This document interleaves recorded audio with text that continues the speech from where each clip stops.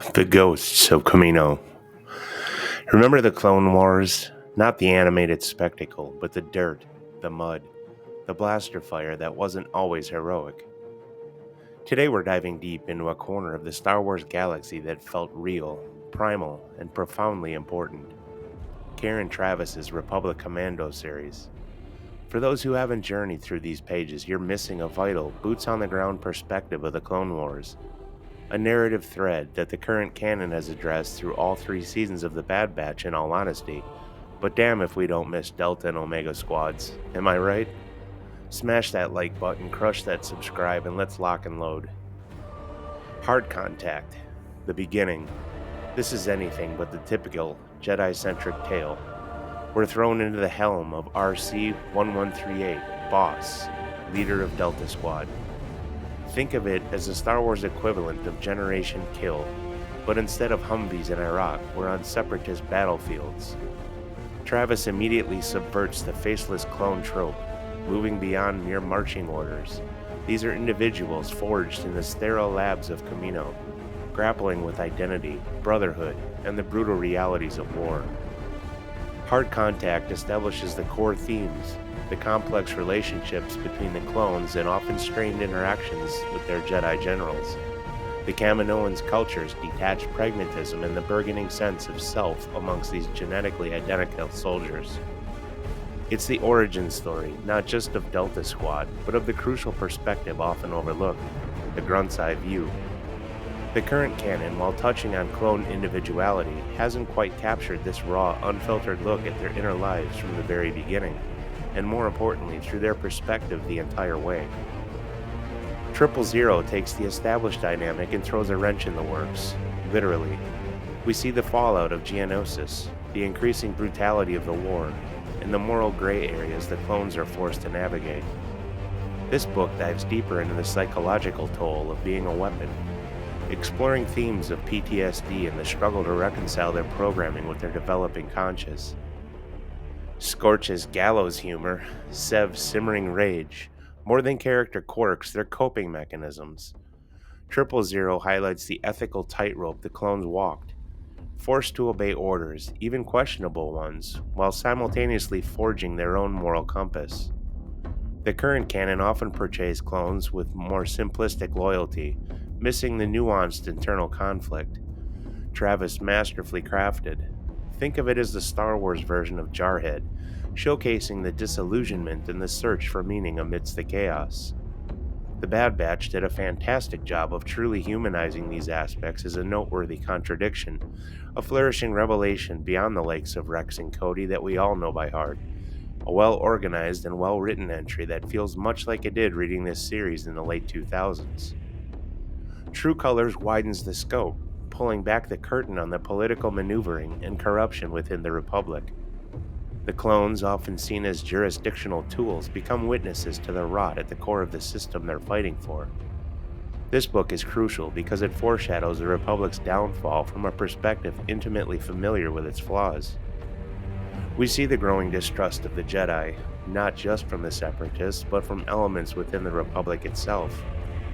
Traviss artfully weaves in threads that connect directly to the prequel films, offering a ground-level view of the disillusionment that ultimately paved the way for the Empire.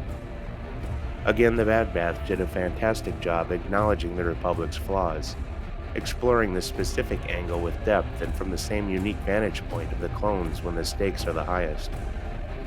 Seeing the cracks up close through a self-disillusionment inspired by choice, Clone Force 99 is an excellent portrayal of the tension, intrigue, and nuance these books brought to the table. The title says it all, Order 66. This book is the gut punch. Traviss tackles the most pivotal moment of the prequel era from the perspective we've grown to care about. It's not just a plot point, it's a devastating betrayal, experienced through the eyes of soldiers forced to turn on those they fought alongside. This book is essential for understanding the tragedy of the clones. It humanizes their actions, not excusing them, by exploring the complex web of genetic programming, loyalty, and the shock of the Order itself. The current canon has scrutinized Order 66 ad nauseum, but often from the perspective of Jedi survivors. Order 66 gives voice to the other side of the blaster barrel, adding a layer of heartbreaking complexity that is often overlooked. While the Star Wars saga as a whole isn't beholden to the first 3 chapters in this tale, as stated, Lucasfilm has done an admirable job of integrating the narrative thus far. Order 66 should be on your must-read list for the raw, visceral emotion it elicits. Witness the tragedy anew through the visors of those that pulled those triggers, while questioning the orders they knew were wrong. Finally, Imperial Commando 501st is the epilogue, the aftermath. It explores the transition to the Empire from the perspective of the clones, many of whom are struggling to find their place in this new order. The book delves into the ethical dilemmas of serving a regime built on the ashes of the Republic they fought for. This entry is crucial for understanding the long-term impact of the Clone Wars on the clones themselves. It shows the disillusionment, the resistance, both overt and subtle, and the struggle to reconcile their past with their present. Prior to the Bad Batch, the current canon often jumped from the Clone Wars to the Rebellion, missing this vital bridge that explores the immediate consequences and the seeds of future resistance within the Imperial ranks. Like seeing soldiers return home after a grueling war, grappling with their experiences in a society that doesn't fully understand. But again, the Bad Batch singularly focused on these very topics from a unique perspective, while also showing us the differing aspects of the clone perspective. Taken together, the Republic Commando series is far more than a collection of war stories. It's a powerful meta-narrative about identity, loyalty, and the human cost of conflict in the Star Wars universe. It provides a crucial counterpoint to the Jedi-centric narratives, offering a grounded, morally complex perspective on the Clone Wars and its immediate aftermath. What the Bad Batch achieves so masterfully in current canon storytelling is the seamless weaving of the Republic Commando novels' profound exploration of clone humanity into a narrative tapestry far richer than initially perceived. The series unearthed the intricate layers of clone individuality, their poignant battles for autonomy, and the devastating tragedy inherent in their forced participation in the Jedi's demise, revealing depths previously unexplored. Where current canon storytelling often employs a wider brushstroke, The Bad Batch mirrored the book's dedication to nuanced detail and the raw emotional core that Karen Traviss so powerfully brought to these characters, offering a stark contrast to a historical account that overlooks the visceral experiences of the soldiers on the front lines. The beauty of the Republic Commando series, while standing strong on its own, also lies in how seamlessly it integrated with other Star Wars media.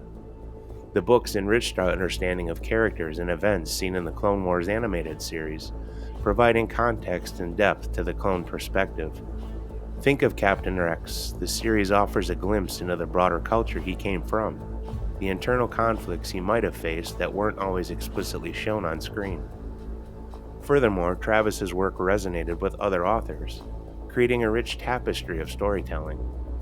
The absence of this series in the current canon creates only a minor disconnect, only missing a slim marginal harmony in the overall narrative. Whether by plan or simply through dumb luck, the Bad Batch did a very good job of incorporating this series' narrative through this pivotal period in Star Wars, through the eyes and minds of the clones themselves. However, the Republic Commando series remains a testament to the power of perspective in storytelling. It's a reminder that even in a galaxy far, far away, the most compelling narratives often come from the ground level, from the individuals caught in the gears of galactic conflict. While the current canon continues to chart its own course, there's a richness, a depth, and a crucial understanding of the Clone Wars and its impact that these books offer. As mentioned, the Bad Batch did a masterful job of integrating these narratives into the broader Star Wars saga.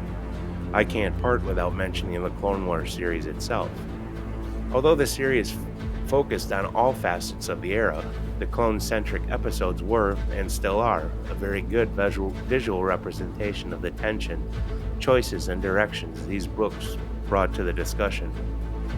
I won't often say a book, much less a series of them, should have been decanonized. There was clearly a plan in place when this specific decision was made. Whether the Star Wars saga is better or worse for it is for you to decide. But there is no denying the impact this series had upon its release and through the masterful strokes only Karen Traviss could provide. So remember, the ghosts of Camino, and acknowledge the sacrifices and the stories of the soldiers who are more than just numbers. Have you read the Republic Commando series? What are your thoughts on its importance? Let me know in the comments below. And as always, may the Force be with you.